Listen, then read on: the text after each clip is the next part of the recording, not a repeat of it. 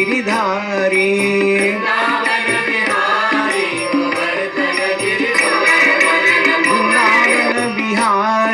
Govardhan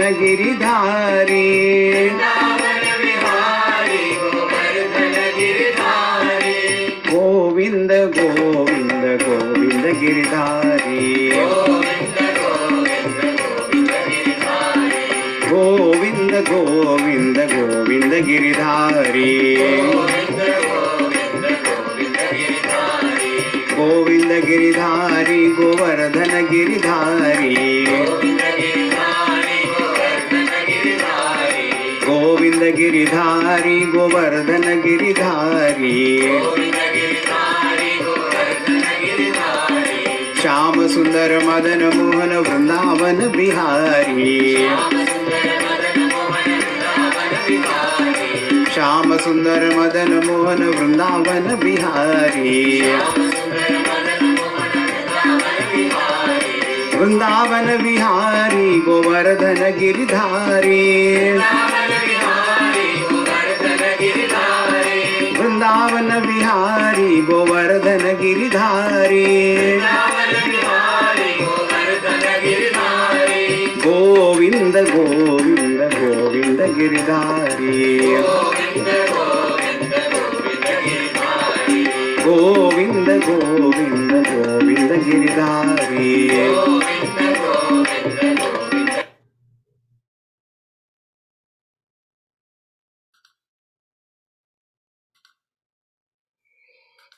Hari Om everyone. Can you all hear me and see me clearly? Awesome.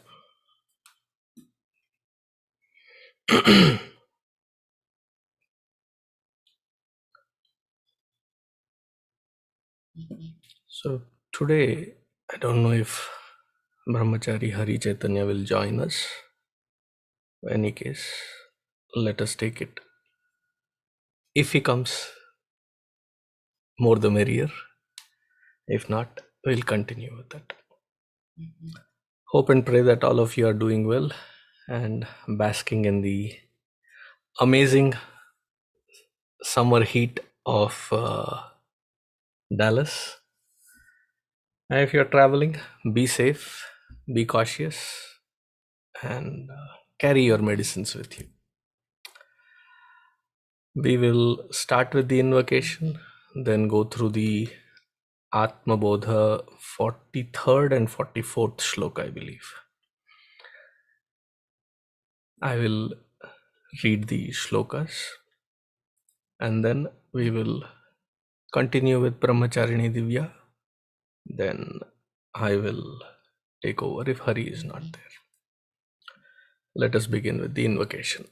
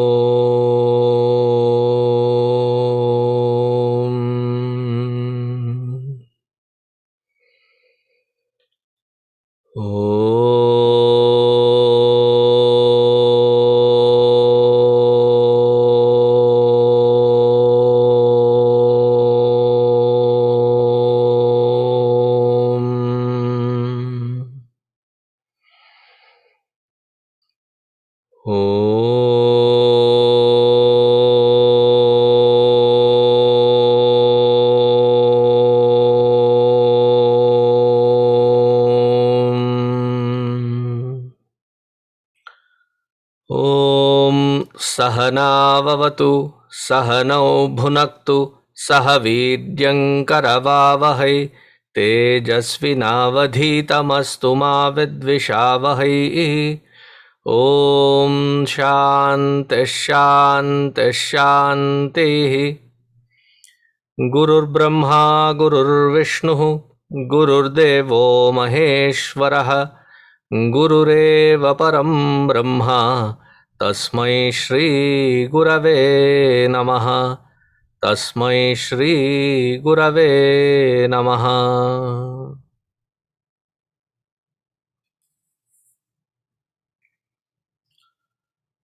Let me open up तपोभिक्षेण पापानां शान्तानां वीतरागिणां मुमुक्षूणामपेक्षोऽयम् आत्मबोधो विधीयते आत्मबोधो विधीयते।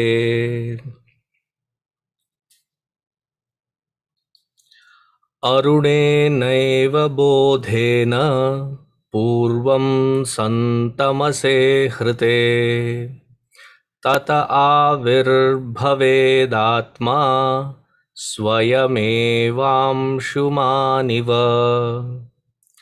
आत्मा तु सततं प्राप्तः अप्यप्राप्तवदविद्यया तन्नाशे prāptavadbhāti svakaṇṭhābharaṇaṃ yathā. Oh, Hari is here. Welcome. Let me put Brahmacharini Divya. There you go. Hariom. So in this verse, we are given the analogy of Aruna, the dawn. So aruṇeneva iva bodhena. So Aruna here represents knowledge itself, the highest knowledge. And because of this knowledge, what does it do? Pūrvaṃ santamase hṛte. That all the prior darkness is dispelled. Then the next part is āvirbhavedātmā ātmā. So Anshuman here is analogous to Atma. And what does that do? Swayamevāṃ āvirbhavedātmā. It arises on its own. So often we can ask the question, how can ignorance cover knowledge? Gurudev gives an example of when you ask a child, go outside and check if the sun is out. Then, the child goes out and he looks at the cloudy day and he says, no, the cloud's hidden behind the sun is hidden behind the clouds. The clouds have covered up the sun. I mean, if you really look at that analogy, it doesn't really make any sense. How can water vapors of such a minute scale cover this enormous sun that exists out in space? So we know the reality of the situation, but because from that childlike perspective, we say that the clouds covered the sun. So now that we're getting into the nuances, we can come to ask the question again, how can ignorance cover up knowledge? And so that's why at this point, the teacher gives the analogy to think about the subtle process of sunrise, that we see dawn first. And here, when we have that pūrvaṃ santamase, that the night represents that pre-existing darkness that happens. And when the sun is about to rise, we don't actually see the sun first, we see dawn. So that's the reflection of the sunlight in the sky that throws a glow over the whole sky. And so with that very dawn, all of that darkness is removed. The sun at this point hasn't even risen yet. And so the tragedy, Gurudev says that the tragedy is that the sun has never seen darkness. He doesn't even know what darkness is, right? Aruna does all the job before the sun can even come up. So in a similar way, we can say that the knowledge that we churn over and over again is solely to remove that darkness, after which the Atman, which is the sun, will naturally express itself. There's nothing that needs to be done. So right now, we have no doubt about who we are. We are this individuality, this ego, this body, mind, and intellect all put together. There's no one like me. This is me. There's no doubt about that.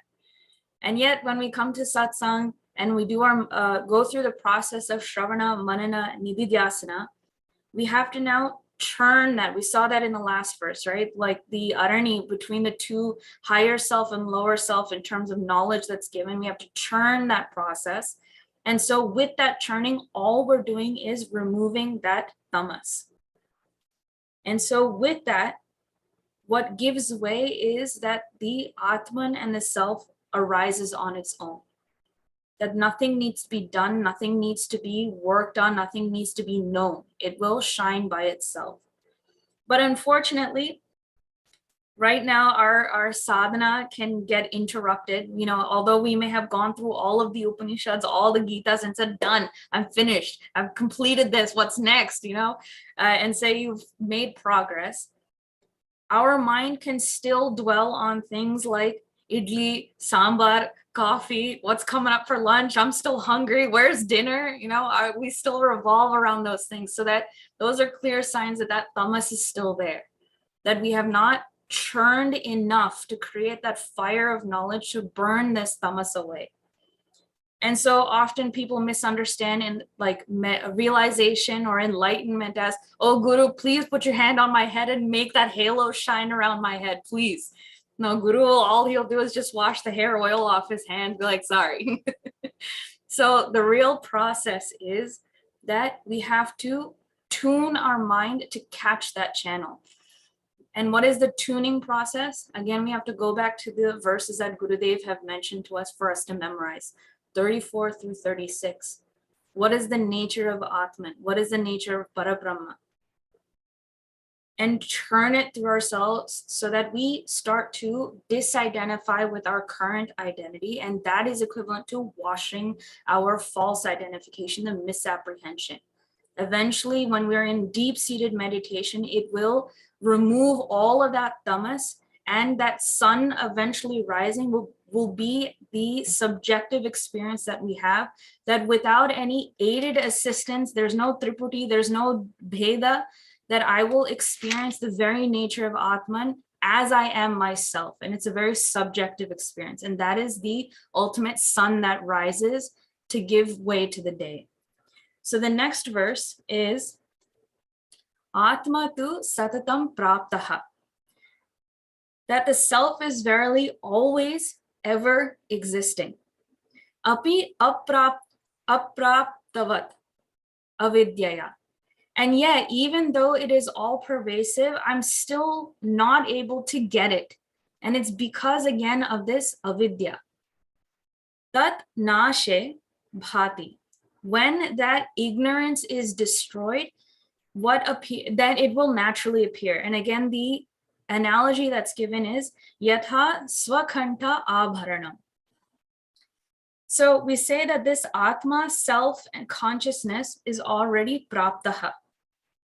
So even if I'm ignorant right now of who I am, that doesn't mean that I am not atma at this point. I am still atma, I just haven't recognized it. It's that non-apprehension and misapprehension that's happening, but that doesn't mean that atma doesn't exist when I'm ignorant. So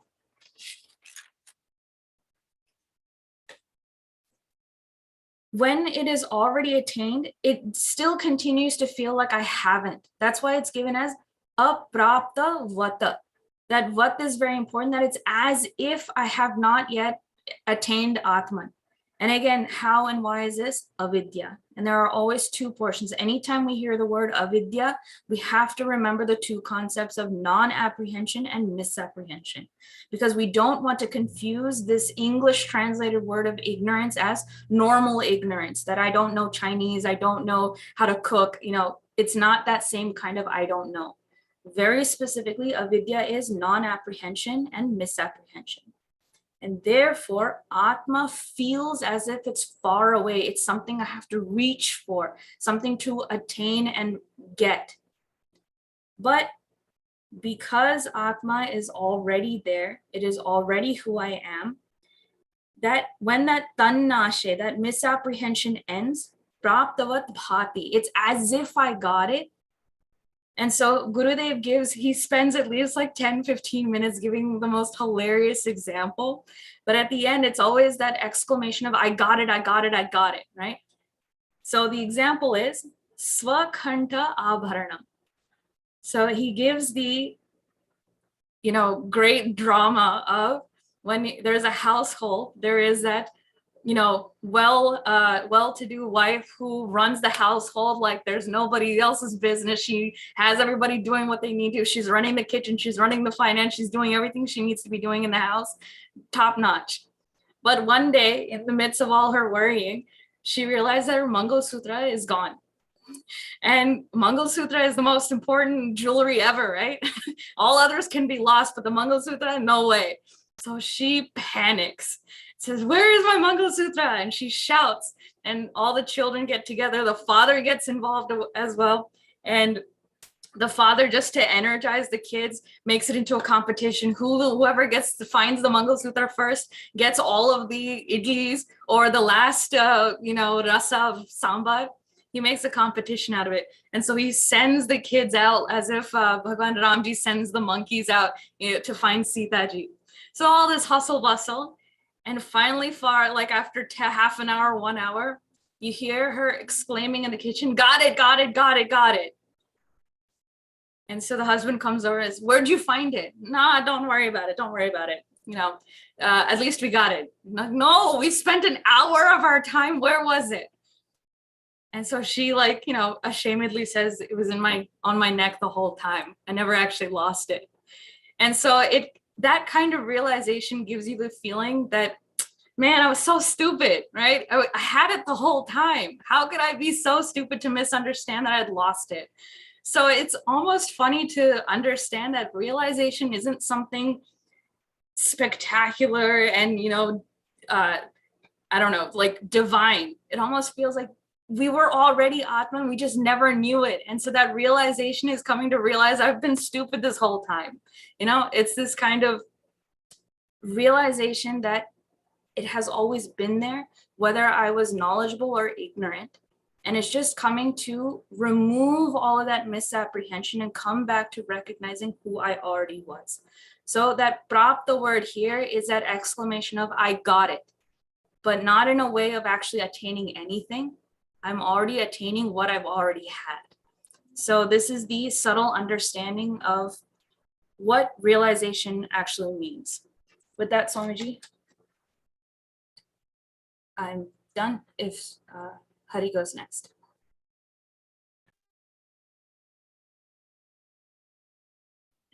Hari Om, everyone. The last few shlokas that we've seen in ātmabodha, we find the process laid out of what is the journey to understand what my true identity is. And to boil it down to a few steps then, and it's reiterated again in this shloka, we find that purification is that first step. Purification of the santakarana. Now, what is the mala that besieges the santakarana? It's my likes and dislikes, as simple as that. Now, understanding that, we find that these likes and dislikes arise because of vasanas, these tendencies that I've had for janmas that has created these impressions that determine what my likes and dislikes are now. As I go on acting upon these likes and dislikes, fulfilling the desires that come to my mind, I get further steeped into these vasanas. So that purification, sanding those likes and dislikes down, is the very first step in this process. Then we find concentration. That after this is done, then the process of shravanam mananam is possible then, where I have this ability, the capability physically to understand what this knowledge is by sitting still, mentally to logically understand, and intellectually as well to, at that seat of decision making, that this is the right path to follow. All of that is done then with that concentration. So purification, concentration, then expansion is what comes next. Finding that this antakarana that I have is a tool that can be used to realize what my true nature is, getting it to that exalted height of where it's capable of subtle thinking, where it's capable of introspection, reflection, all of this, that's that expansion. Then comes that restriction after that. So purification, concentration, expansion, then restriction. That can I, if I say the mind has to stop at this point and halt, will it listen to me? When it's time for tamas and go to sleep, will the mind stop? When it's time for sattva and that activity of the mind, for it to be intellectually, is a problem with my audio? It's fine now? Okay. when the mind has to halt, when the mind has to be very active, am I capable of accessing that mind then? That's that restriction that takes place. And then finally, after all of that, is negation, where it's not just that this mind is controlled by me, it's that this mind I've identified with so much, that is not even me. So that whole process has been laid out. And here we find a kind of culmination where pūrvaṃ santamase hṛte, that the darkness that existed before then is dispelled. And tata āvirbhavedātmā. And then it rises. What rises? The analogy is given here of how at dawn, even before the sun rises, you can still see some brightness outside in the morning. The sun's rays extend and you can still see it even before that sunrise happens. That's where the break of dawn, they say, is where that darkness breaks. And then that sun has nothing but to do but rise then, has the opportunity to do so. Like that, we saw a similar thought before earlier in ātmabodha. That was the idea of phala-vyāpti, vritti-vyāpti, where anytime I cognize an object, like a book in front of me, this is a book. That vritti-vyāpti is that thought of this is that book. Phala-vyāpti is the second part of that thought where it illuminates. Illuminating it is what that ātmā does. Therefore, then I can cognize and understand that using this jada buddhi, I can still cognize something. That spark is there because of that ātmā. Here then, when it comes to this knowledge of the self, there is no phala-vyāpti required. Vritti-vyāpti is all because it is self-luminous. Like that, then there is nothing else that makes this sun rise, no other work to be done. Simply when that ignorance and that darkness has faded away, has expired, has been terminated, there can be nothing but this knowledge to arise for this ātmā to shine through them. That's an example given in this first shloka. In the second shloka, then, we find that this answers a pūrva-paksha at this point. Because if we say then that, okay, when ignorance is gone, that's when ātmā shines through, that's when my true nature is realized, then the objection is, doesn't that mean ātmā is created then after ignorance is gone? Because I can only have one identity at a time here. Either I am a jiva thinking I am this jiva, or either I am sat chit ananda, that infinitude, that which is my true knowledge. I can only be one of these at a time, is the thought that goes through in that buddhi. However, we find here, ātmā tu satataṃ prāptaha. And to say that here that ātmā is ever existing, that's the translation that we find, even that is a compromised statement. When we say ever existing, we say that in all times it is there. Here, it is not even ever existing, but existence itself is that nature of ātmā. Sat chit ananda, that sat is, it is existence itself. Therefore, there's no question of it being created or decreasing or terminating at a certain point. It simply is. Ātmā tu satataṃ prāptaha. Why? Then aprāptavadbhāti. Because of the ignorance, then, it's not realized. So it's not that it ever wasn't there. Simply ignorance is so strong across so many janmas that it still persists. But it's always been there. In realizing that is as hilarious and foolish for some reason as svakaṇṭhābharaṇaṃ yathā, like the necklace on one's neck. One that's something that's been there the entire time, has been dismissed, has not been paid attention to, whether it's a distraction of something covering up the necklace, whether it's not looking there, whatever the situation is, that ignorance has veiled what that true nature is. And we find so many examples of this in daily life, where one is, for a personal one, say when you wear a contact lens, for instance, the first few weeks that you wear contacts, it takes a long time to get used to them. You have to open the eye really, really wide. And for me, putting the finger in the eye with the contact is a very scary experience. You feel like you're going to poke your eye out. It's very, very scary to do. And then invariably, the contact will go into your eye and you'll blink a few times, it moves, and you think it's fallen out. So that happened. I thought the contact fell out, searching on all fours, looking for it on the ground. After a while, you realize, my goodness, as I'm searching for this contact lens, the vision is very clear as I'm searching for it. Therefore, it means it was in the eye, just moved around, and then got back in the right place. And you could spend minutes searching for that contact lens, only to know that that which is even illuminating this eyesight to look, it's been in the eye the entire time. So like that, we feel foolish at that moment. And in chapter 7 of Panchadashi, Triptidipa, Pujya Swami Vidyaranyaji's seminal text, there he goes into an elaborate discussion for several shlokas, talking about why the person who has realized the truth of themselves, why are they not elated? Why are they not overjoyed at that point? Yeah, they're the nature of bliss. Ananda is what their true nature is. Yet, from the standpoint of the ego, they're not very, very wild about, oh, I've realized this truth.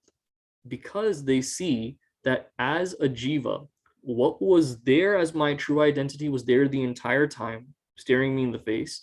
Because of the mala in my own intellect, I could not recognize what that was. So to see something that was always there, that doesn't make anyone brilliant, they say. They say that it's by Bhagavan's grace of the Guru and the Shastra, that I realized this, but it's not some great accomplishment because what was always there was only realized. Nothing new came out of anything. So even great masters, when they speak of this realization, as Divyaji mentioned, svakaṇṭhābharaṇaṃ yathā. It's like something that was always there, only that veil of mala was lifted and then realized. So going back to that 5-step process we have then, that purification, concentration, expansion, restriction, and that negation, all 5 of these steps as they've been given are necessary for the seeker to realize his true identity. Because if I negate what this mind is without that purification of controlling my vasanas, I've leapfrogged in the process where I'm negating a mind that is not optimal. If I get to that point where concentration is there, expansion is there, this mind is optimal, yet I still cling to that mind only without understanding that there is still ignorance that must be dissolved so that this true nature can rise, so that my identity can be real, that still doesn't get me anywhere. So in these last set of shlokas then, with the pūrvaṃ included of the nature of ātmā, that can it be created then? Isn't it something that's not there and then rises later on? All of these different misconceptions are debunked to give us the truth that has always been my identity. It's only up to me to realize that by getting rid of that ignorance.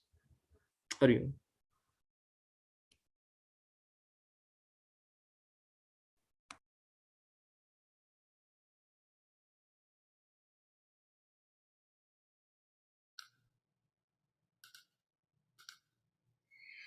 Thank you both.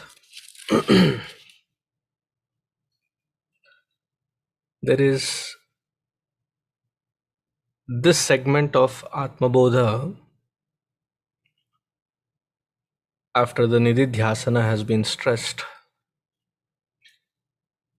It is about the jivan mukti and the phala of jivan mukti. How does one need to understand it?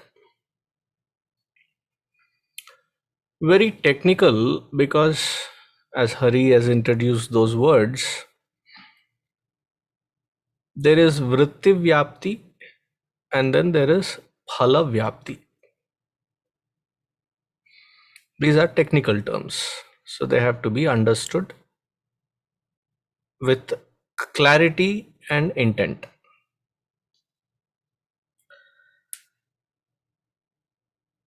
Vritti vyapti, supposing there is a pen, right? So you all see this pen in my hand. So what is happening is the mind through the organs of perception goes as though smearing all across that vastu, that object, perceives it. Having perceived, it comes back with that nugget of data.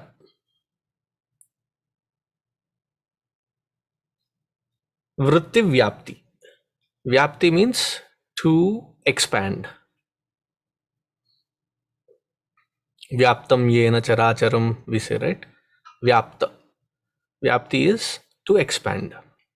So the grasp, to cognize, there has been an expansion of that particular vastu. Supposing it is a dark room, my own room, but I have to walk to the chair And because I cannot see the wrongly positioned center table, the vritti vyapti has not happened in the normal sense. The eyes have not seen it. Then the vritti vyapti happens through the shin. You go hit against it, and then there is a ouch moment. Your leg has perceived it. Otherwise, the eyes have to perceive it. The leg has perceived, and then you have that, which dumb fellow put this in this way? And very soon you realize that that dumb fellow happens to be you alone, because ākameva advitiyam. You are the only one around. So who else can you blame? So vritti vyapti is that where the first segment of the thought processing happens. When I say thought processing, the mind has gathered it, bundled it as a moment of experience, and that experience has been evaluated with the intellect, and the intellect now cognizes, yes, this is a pen. It has recognized it. The recognition part has happened. Now the understanding of it, that this is a pen, is the second layer, second wave. And that is how we ascertain the world around. And it's a continuous, fast process that is continuously happening. Even as we are speaking, the ears are our perception. We are hearing. That bundle is packaged as an experience. It is moved to the intellect. The intellect has deciphered its crux. And it is continuously happening in such a fast pace that we don't even pause to understand how is this processing happening. So the second wave that happens is called phala vyapti. Phala vyapti is when there is the understanding that percolates. This is pen. This is the pen that I have been searching for. I might have a couple of colors of pen, and I might be looking for this particular one which was under the paper. So I found it. Now this is the phala vyapti. So these are the two steps. Is this much understood? Now with respect to the Atma Vidya, these two steps are not required. Step 1 is definitely required because ajnana nivartaye. The ajnana is removed through the intellectual processing.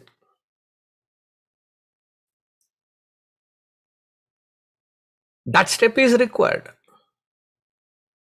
When we sit down and do the manashodhanam, when we churn through our internal equipment, there is that clarity that we arrive at. Having arrived at that clarity, the ajnana nivritti is then confirmed to have been removed. Misapprehension and non-apprehension are not just merely to be used. It is misapprehension of the self and non-apprehension of the self. Without using the word of the self, then it is not complete by itself. So I'm just adding those two words to misapprehension and non-apprehension, which Divya had mentioned. So in the process where we have churned enough, we have come to that point wherein this is what is blocking me from knowing. That has been removed. Once that has been removed, because this is a subjective experience of the self, by the self, in the self, and what is the nature of that self? the nature of that self in itself is illumination. Swaprabha. Swa, the self. Prabha is the kanti, the glow, the illumination. And because I already am, have always been, there is no phala vyapti required for that experience to be ascertained by the buddhi. Therefore, the buddhi remains as a secondary equipment where which we have trusted always, and that becomes our frustration, that we come all the most up to that point and then we fail every single time because we are trying to grasp it, ascertain it with our buddhi, and that buddhi doesn't function there. There is no need for it. But we are like dead certain that I need to first ascertain it. Without my buddhi's approval, it cannot happen. Even in a logical sense to understand, we have to come to that point to understand that this is where buddhi's job is done. Where does the buddhi's job end? Wherever the darkness of ignorance has been, that which is blocking, creating that darkness of ignorance, that ignorance has been removed. Then that which is my nature always, it shines forth. So, aruṇeneva bodhena pūrvaṃ santamase hṛte. Aruna, meaning the sun, has always been there. Now, sometimes there is a limitation that comes in through because of the example itself. Now, whenever we say the sun, we all know as a phenomenon that the sun prior did not exist, in future will not exist as the earth revolves. There is what we call as a recognition of a phenomena called sunrise and sunset. The ātmā jnana is not like that. Therefore, he takes the next example in the next shloka. ātmā jnana is not to be misunderstood as something that has to be acquired, accomplished. So, if somebody were to say, I have been practicing the spiritual knowledge for a very long time, there are people that have asked me, when will I have moksha? After 3 long satsangs of Devi group, people have asked, when will I have moksha? Now, when will I have moksha? That is a wrong question. Where will I have moksha? Swami ji, हम आश्रम में आके रह जाते हैं, यहाँ पे इतनी शांति है, हम अशांत करके रहेंगे. Where will I have moksha? I'll go to the seclusion of Himalayas, some deep dungeon forest or an ashram, and there I will realize. There are people that spend entire lifetime thinking that that particular tree under which Buddha attained his nirvana, by sitting there I am going to get it. If that were true, that that tree under which he got nirvana, you will also get the stone that was there, the piece of land that was there. In the evening times, the cow comes and sits there. They would have gotten moksha long time ago. So it is not about the space. It is not about the time. Why? For only one reason. It is not something that has to be attained. In fact, I would go ahead and go to another extreme. If there is anything to be attained that you are running after, understand clearly that that is anatma. मुझे ये करना है, मुझे ये साधना है, मुझे ये पहुंचना है, ये I have to acquire. All of that is anatma. There is a very great devotee poet in Telugu, Annamacharya. He is also called as Annamaya. He was a great devotee in the regions of Tirupati and that area. He writes in one of the kritis, one of his compositions, he says, Tegadu papamu tiradu punyamu. Even papa punya and the results of the impacts of the papa or impacts of the punya are also to be achieved, accomplished, acquired, or to be prayaschittarthe, to relinquish. Both of them are still anatma. Anything that you run after is anatma.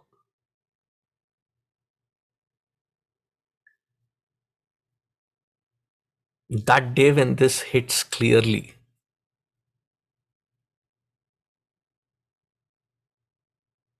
that day when I realized कि मैं भाग रहा हूं,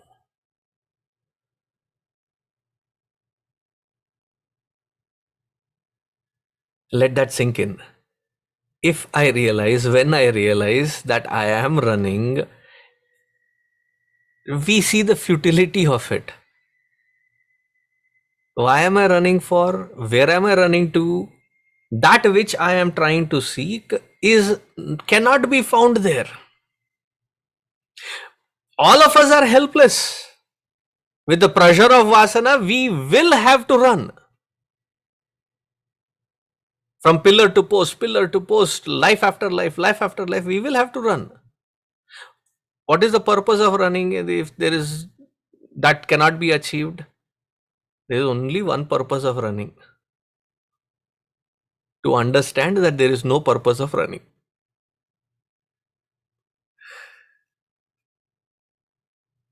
It's a very simple fact, simple truth. But until I have run across, I would not appreciate it.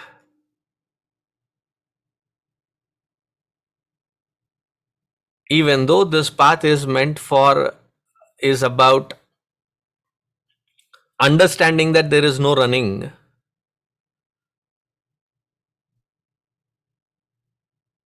there is competition in running. How many malas have I done? How many pravachan have I done? How many devotees have attended? How much is the vyapti of my impact? How does it matter? That is pravritti. It has got nothing to do with adhyatma. So the pressure, it makes us run. But that day when I stop with the clarity, not without of frustration and dejection, stopping happens even then. But then you resume again. But the stopping actually happens only when there is a thorough understanding. If I am running after something, that is anatma. Nitya vastu tu ekam brahma tad vyatiriktam sarvam anityam. If I am running, it is anitya. If I am sthira, then it is closer to atma. Okay, this is first point. Second point is, the phala vyapti is, that which I already am, there is no vyapti required. I am already there. Tata āvirbhavedātmā svayamevāṃśumāniva. Now here the confusion might happen when we see āvirbhavedātmā. Here āvirbhavet should not be misunderstood as something that has been something that which comes. No, there is no coming and going. It is a revelation. The revelation that it has always been. You are Parabrahma Paramatma even without realizing it. Now, realizing it, you are not creating anything. You are not accomplishing anything. Once I was with the same reference, similar reference, that which Vidyaranyaji's thing that Hari mentioned. So I was with this Mahatma Ji. I had a lot of interactions for a lot of years. One day we were in a pleasant disposition where I had enough courage to ask. So I said, Swamiji, we all talk about Atmagnana. You are already there seated. How does it feel when you realize that you are that? And in that day, probably he was also it was my punya phala that he answered that. For many times, he would not entertain such questions. So he said, it was a humbling experience. Why did he say that it was a humbling experience? That is given in the next shloka. The next shloka says, ātmā tu satataṃ prāptaha. Atma is not like this sunrise and sunset where the sun disappears. Atma, there is no disappearance. It has always been, it will always be, because its very nature is existence. Na jayate na mriyate va kadachit. Nayam bhutva bhavitavana bhuyah. Why? Ajo nitya shashvatoyam puranaha. From Bhagavad Gita, 2nd chapter. It is ajaha. It doesn't require a birth. It is always there. Its very nature is existence. So therefore he says, Atma tu satataṃ prāptaha. It is prāptasya ka prāptihi. It is already my own nature. Why should I keep running after that which is already mine? That which is already me. That which is my very true nature. Therefore it is a siddha vastu. Siddha vastu, that which is already in, that which is the very existential principle.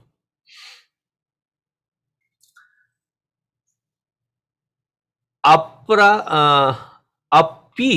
prāptavadbhāti. Though it is prāptavastu, because of avidya, I have been assuming several other identities running around, as they say, like the chicken with the head cut. We keep running around. Headlessly, heedlessly, we keep running around thinking, उसमें मजा नहीं था, अब इसमें मजा आएगा. We have changed places, we have changed people, we have changed curtains, we have changed furniture, we have changed. Oh, I'm getting burnt out here. I need a vacation. I need to go out somewhere.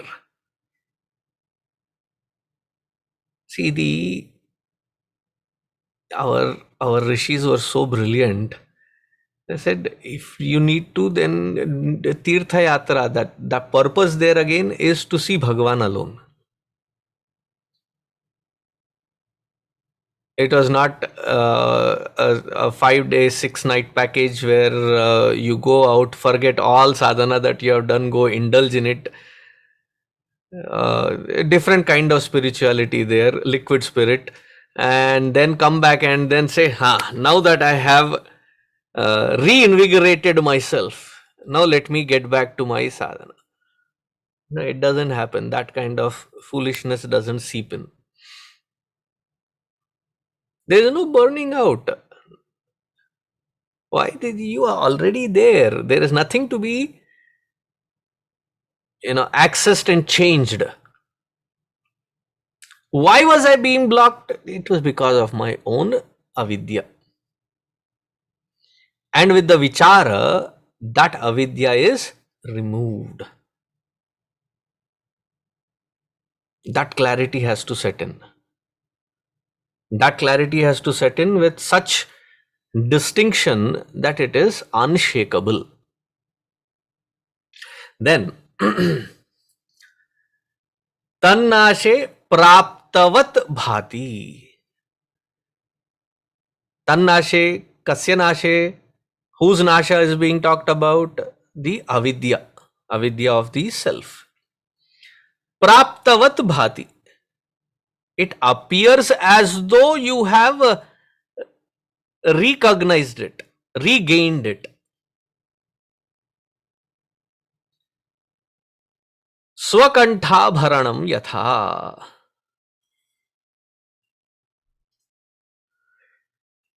Now, I was just trying to look around. Almost all of you, all of us in this group have spectacles. Thank you, Ma.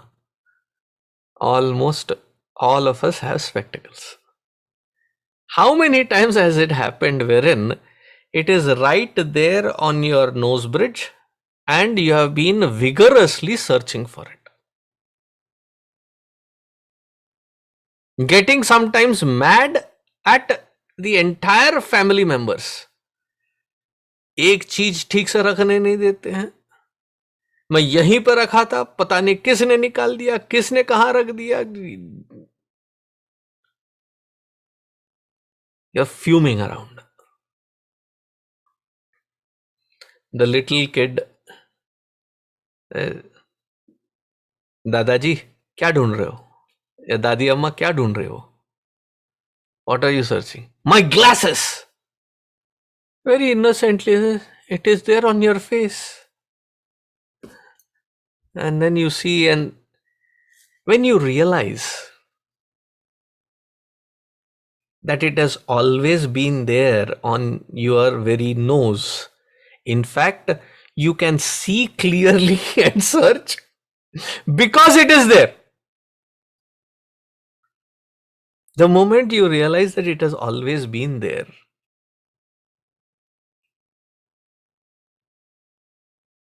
how do you feel?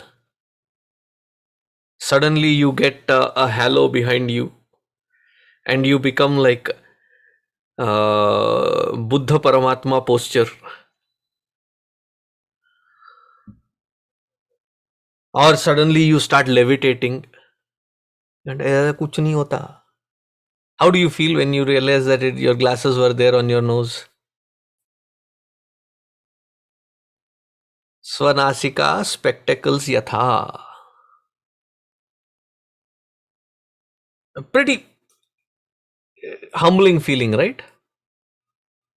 छः यहीं पे था, दुनिया भर ढूंढ रहा था. I was searching for it everywhere. It is right here.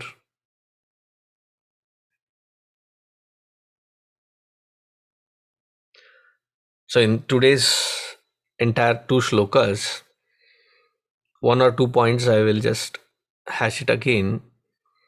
The purpose of the churning of this knowledge in our antakarana is a necessity until the avidya is removed.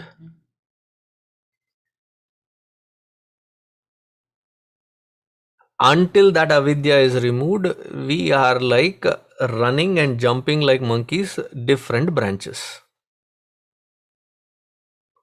And nothing to laugh about it.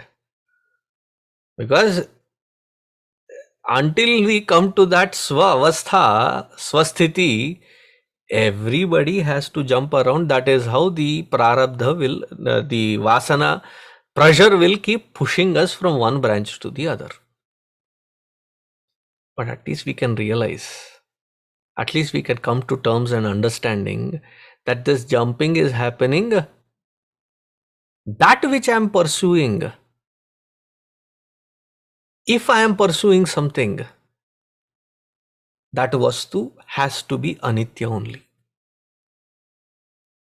However grand, however great, however awesome it may be. according to the worldly standards.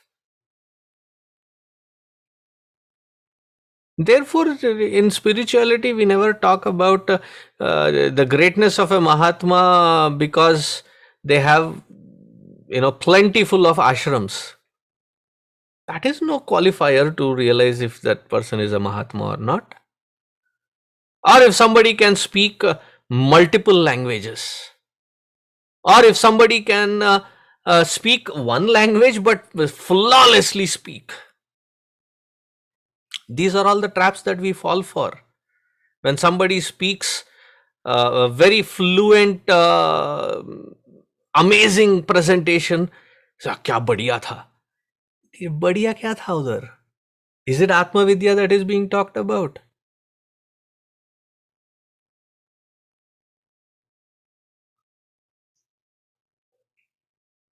There is a Swami that I know. He carries Dr. Swami, PhD कर रखा है उन्होंने. So Dr. Swami so and so.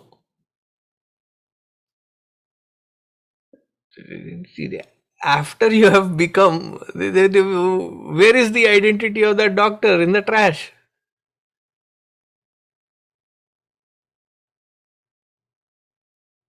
So we cannot evaluate a person who is realized based on all these worldly standards. What is the criteria? That who is not running after anything, anyone, any place. Why? That which I am running after has to be anatma. And the purpose of sadhana is to abide in atma, not run after anatma. This clarity, intellectual understanding will build that vairagya towards the worldliness. First. Second, it will finally, when it culminates, it removes ajnana.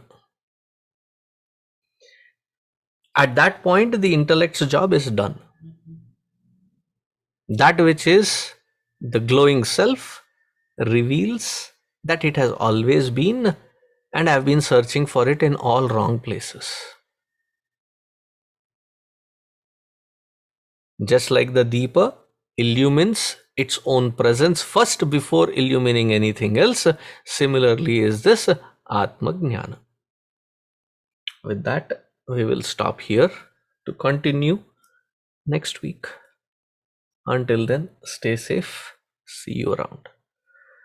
Om Shanti Shanti Shanti.